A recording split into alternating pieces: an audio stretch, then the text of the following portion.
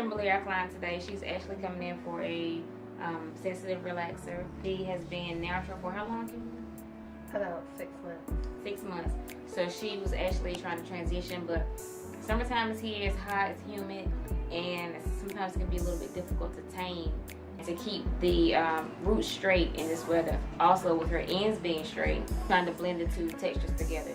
So what we're going to do is we're going to actually go in and give her a retouch, and then if she wants, we can try to transition a little bit later. So maybe like the winter months is when I suggest trying to transition with fall. Beginning in the fall, just kind of cutting off back in your relaxers and transitioning all through the winter time. So by spring and summer, you have enough root growth in her hair at a certain length to where we can straighten it out easy. I already based her scalp with Influence chemical squeezable base, and I've actually taken it out of the bottle and put it in this nozzle so that it makes it easier to actually just kind of part and hit her scalp with this Influence pre-chemical treatment on her ends.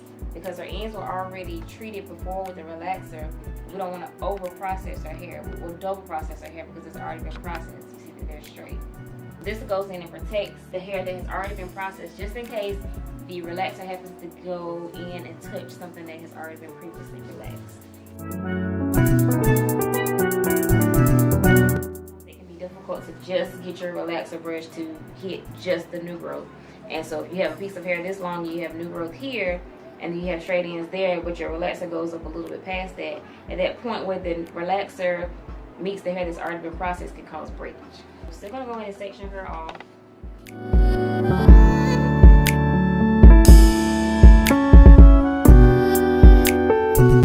For my color brush, I prefer these to do my relaxer application because they're wider, so it gives me more of a range. I can just kind of hit once here and once here, and I've got this whole section, that whole piece of that section, as opposed to going across that many times.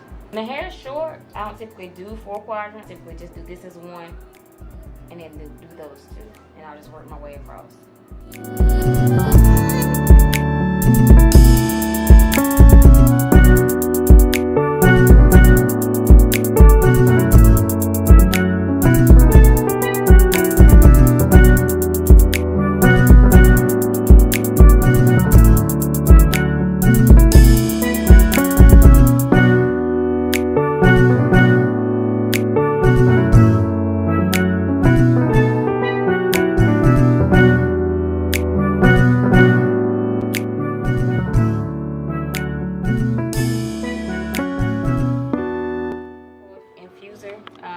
This is actually to help moisturize the scalp, and then to help resist breakage, and also to protect the color if they have color in the hair.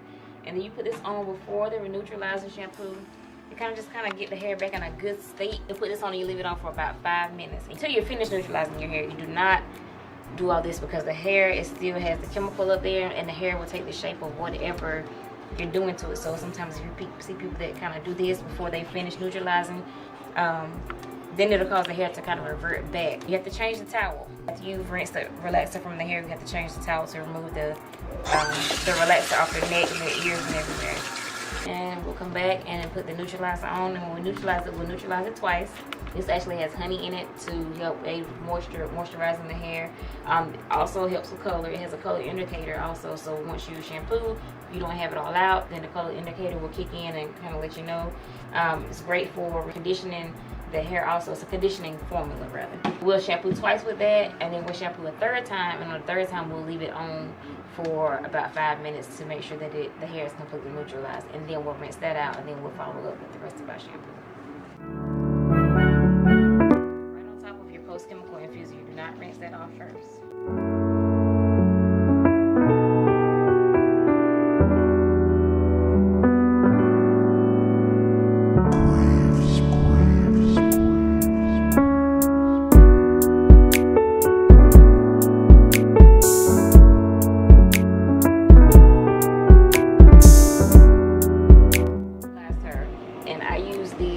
Influence honey almond shampoo. All sulfate-free products, but I use the natural line through them because they all have natural ingredients. They're organic, and they just provide quality products for the hair. This is a multiplex conditioner. I use this one after a chemical process because it penetrates it. It actually gets in there. Multiplex. and it strengthens the hair and revitalizes it. So I'll use this as a deep conditioner following the relaxer.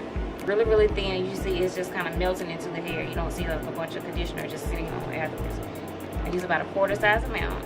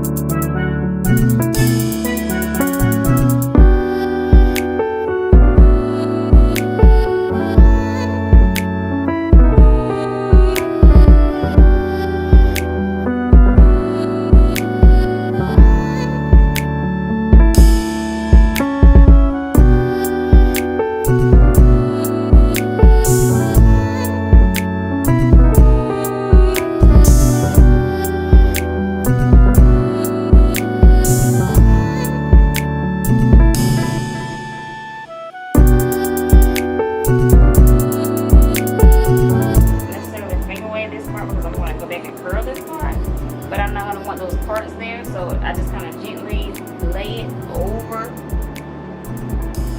so that way when I get ready to curl it, I won't see like a big part and everything will kind of look like it just seamlessly goes together.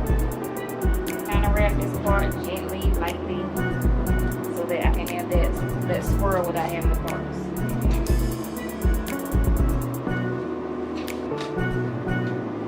You could go in and wave up here, kind of give you some, it just depends on how you want to curl it. I won't necessarily leave it completely flat because you're going to want some height to it so it doesn't kind of lay down. But for this area here, you're going to want to wrap it lightly. It doesn't have to be perfect. Just kind of get it, tell it what direction to go, because once it dries, that's going to be set in that direction.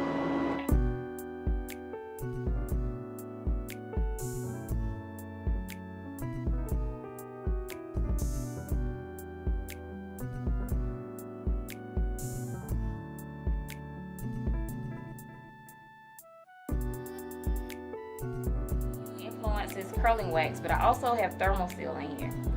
So I just put them both in the jar because I mix them together, so that saves me time. The curling wax is the white you see, and the thermal seal is the purple that you see. So I just get a big jar of it, and I just kind of put half on this side, half on the other side, and somewhere along the lines get blurred. But I'm going to put a little bit of both. One is actually for thermal protection. The other one kind of helps hold the curl, and then they both add an amazing shine, because you see the hair already has a nice shine from the nerve that I use to mold her. But it already has a beautiful shine to it, but this is actually going to have to kind of give the curl a slip when I'm curling it. It won't get stuck and be like, you know.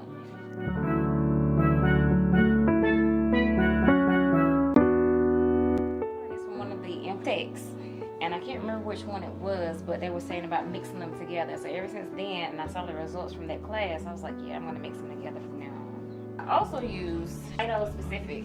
This is a plant-based product. This is a shea butter leave-in quinoa moisturizing cream. So it says rice wax and quinoa oil in it. But I'll mix both of those together, the Phyto Specific, and I'll use those along with an oil that I make, which is a combination of jojoba oil, grapeseed oil, rosemary extract, tea tree, coconut oil, I do believe. So that just kind of gives me that same slip, and it allows me to maintain the waves. So when I go break them apart to curl them, they won't just completely break apart. They'll still have the shine to them also. But it's just easier to pat that on than the thick curling wax. So I'll mix that with you. This technique, oils around the outside, I actually took a class with Naja at like the River Salon a couple years ago, back at her salon in Atlanta. And she uses her Medina oil. I bought some that time, but I ran out, so actually I started making my own oils prior to going. So I was like, well, hey, I can use my oil. But as far as putting it on the waves, that's a technique that I kind of learned from her from taking her class. I just relaxed her, so honestly, I don't need a lot of heat. I'm gonna see if I do or not, and if I do, then I'll increase the temperature on the flat iron. Otherwise, I'm gonna start low.